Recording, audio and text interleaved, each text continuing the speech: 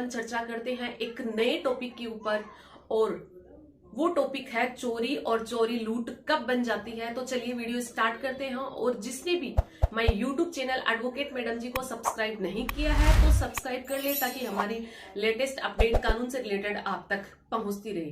तो चलिए video start करते हैं कि चोरी क्या है। भारतीय दंड संहिता 1860 के सेक्शन 378 में चोरी की परिभाषा के बारे में बताया गया है कि चोरी क्या है।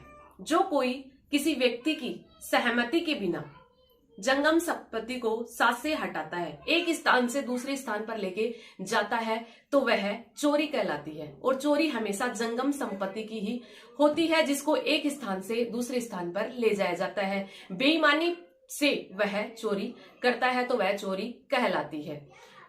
आईपीसी के सेक्शन 24 में बेईमानी के बारे में बताया गया है कि जो भी कार्य किया हुआ हो, जो भी कोई कार्य करेगा जिसमें एक व्यक्ति को सैदोष अभिलाभ प्राप्त होता हो और अन्य को सैदोष हानि कारित होती हो, तो वह कार्य वह बेईमानी से करता है। और इसमें एक शब्द और आया है कि जंगम संपत्ति। जंगम संपत्ति वो होती है जिसमें संपत्ति को एक स्थान से दूसरे स्थान पर ले जाया जा सकता है, जैसे पैसों का बैग, किसी का मोबाइल, किसी की घड़ी। ये सब क्या है, एक जंगम संपत्ति के अंतर्गत आते हैं, जिसको एक स्थान से दूसरे स्थान पर ले जाया जा सकता है। जैसे कोई भी व्यक्ति गाड़ी में सफर कर रहा है या ट्रेन में सफर कर रहा है, उसके पास में कोई थैला है, वो उठा करके लेके चला जाता है कोई व्यक्ति, तो उसको बिना बताए कोई किसी की चीज को उठाता है, बेईमानी पूर्वक उठाता है, तो वो क्या है, वो चोरी कहलाती है। तो आईपीसी के सेक्शन 382 में चोरी के लिए दंड दिया गया है। वो दंड है 3 साल का। 3 साल या फिर जुर्माना, दोनों से दंडित किया जा सकता है। अब चलिए अपन बात करते हैं कि चोरी है वो लूट कब बन जाती है।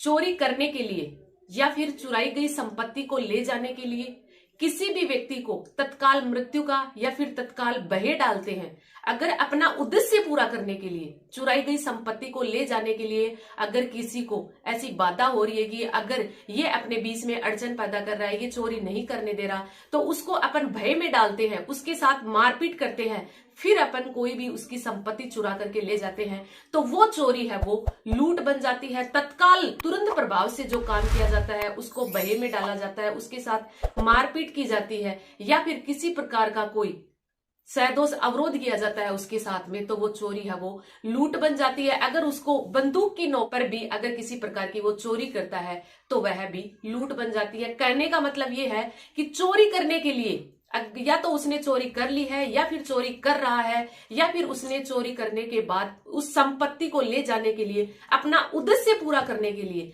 किसी को तत्काल भय में डालता है, तब वह चोरी है वो लूट बन जाती है। तो आईपीसी के सेक्शन 390 में लूट के बारे में बताया गया है, और लूट के लिए दंड आईपीसी के सेक्शन 392 में दिया गया है कि जो कोई भी लूट करेगा तो उसको 10 साल तक की सजा या जुर्माना दोनों से दंडित किया जाएगा। कहने का मतलब ये है कि बंदूक की नोक पर भी चोरी की जा सकती है, वो भी लूट होती है। तो नमस्कार, जय हिंद।